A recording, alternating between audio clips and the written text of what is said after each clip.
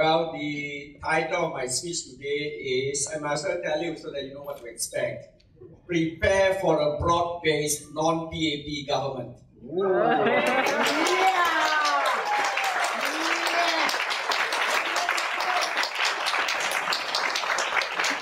afternoon. Thank you very much for coming to this large gathering. To allow me to thank all of you for helping me in my recent presidential campaign. Many of you had also helped me in the general election. Some even stood with me as fellow candidates. You have been wonderful and unstinting in your support. I would not have done as well as I did without your help. You have made all the difference in transforming a little-known political newbie into a national figure with command of a quarter of the national vote.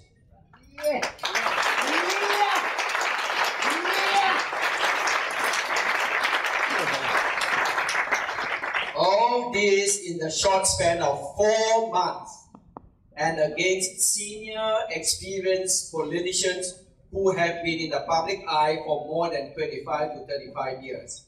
Right, man. I only for 4 months, 1/4 of a year. That's the man. That's the man.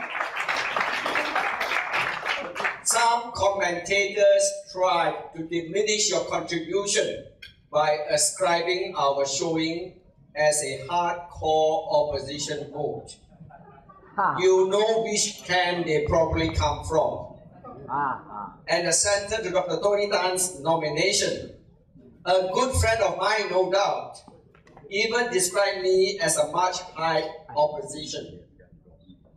Do we detect more than a tinge of envy in their camp? Oh, yes. Even in victory, they were not gracious. It is hardly a good start to a dignified presidency whose declared intention is to unify a divided nation.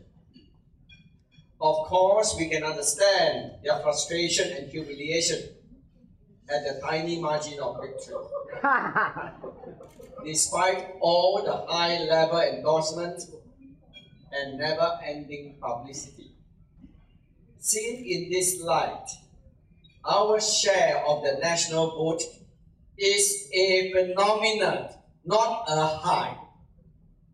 The internet helped, but it took more than online chat to bring about this phenomenon. It was your hard work, dedication, and imagination that fascinated and captivated more than 500,000 Singaporeans to cast their sacred vote for me. For this great and selfless effort of yours, I am eternally grateful. I am glad that I had offered myself as a candidate in the presidential election. I believe I have contributed to a more robust debate about the role of the president and other national issues, and consequently helped Singaporeans understand these matters better. My candidature has also added diversity to the diversity of choice for voters and made them think carefully about the issues and the candidates before them. Singaporeans were offered diversity and they responded with an overwhelming vote for diversity. The PE results have given us a clearer indication of the feelings of Singapore voters. The May GE showed clearly a strong undercurrent of happiness among Singaporeans. The August presidential election clarified their feelings and sharpened our understanding of the divisions among Singaporeans. The first and foremost conclusion is that 65%, the vast majority of Singaporeans, are not happy with the government. They have resoundingly rejected the moral authority of key PAP and PAP-backed leaders in government, the trade unions, clan associations, and chambers of commerce. Ignored the leadership's endorsement of its preferred candidate and given their carefully considered votes to the others. Never has our nation seen such a clear and outright show of disapproval. The PAP leadership is in crisis.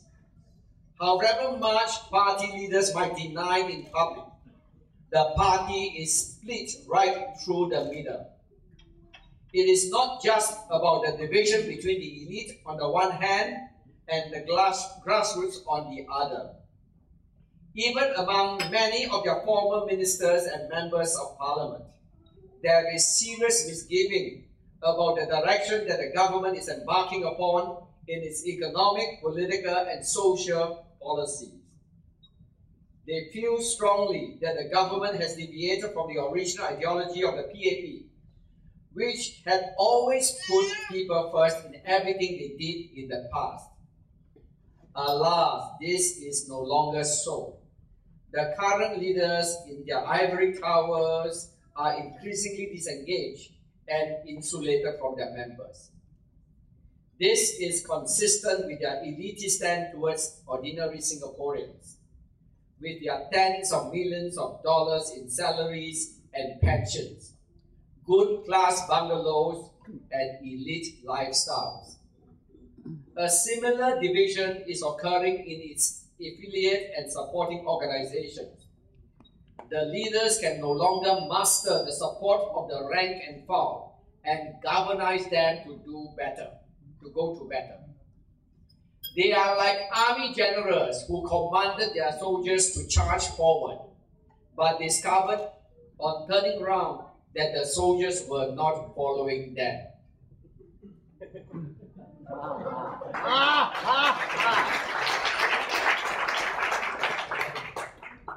All these signs point to a serious leadership vacuum in Singapore today.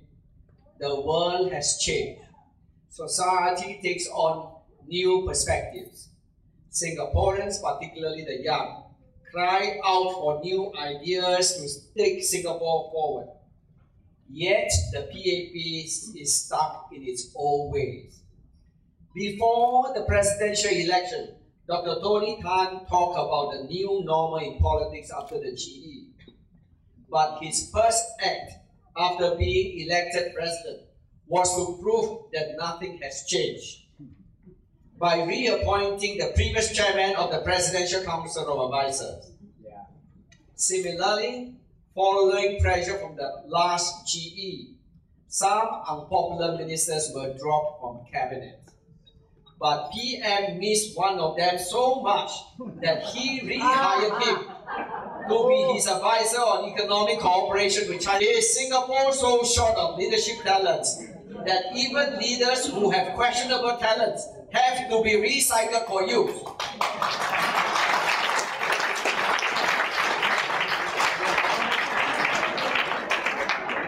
Or is it more a case of lack of confidence in trying out something new and different?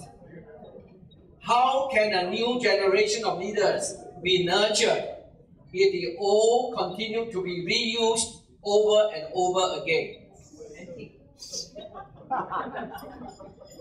PM said he welcomes new ideas and views, but he missed his chance of showing original thinking and setting himself apart from the old when he failed to translate his 1991 statement on the Internal Security Act into reality.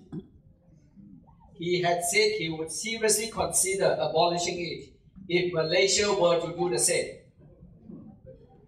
While Malaysia has announced it will abolish the ISA, Singapore wants to keep it. By retaining the ISA, the Prime Minister showed his dividends as he hangs on to the government's main instrument of fear.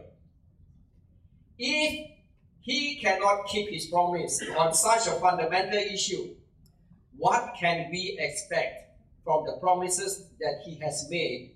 Be just another man of promises rather than a promising Prime Minister.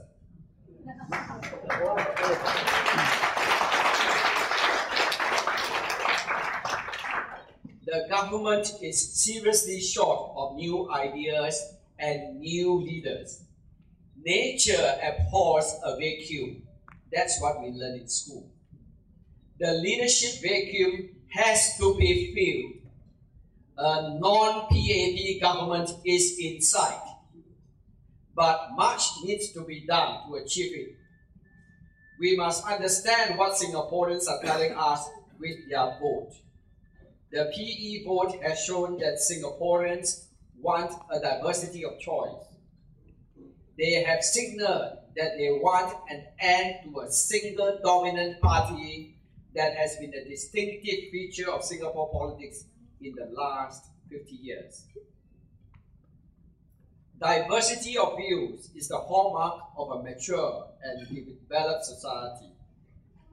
Society and choices in life are simply not cast in just black and white.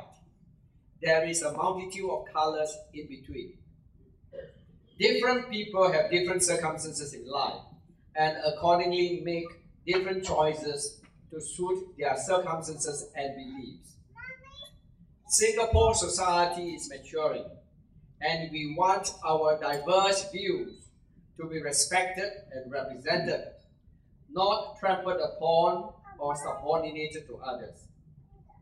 These diverse views cannot be adequately represented by a single political party.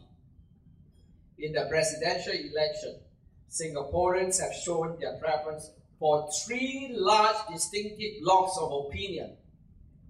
During the May GE, one PAP minister derided the notion of diversity among opposition parties and described it as rojak.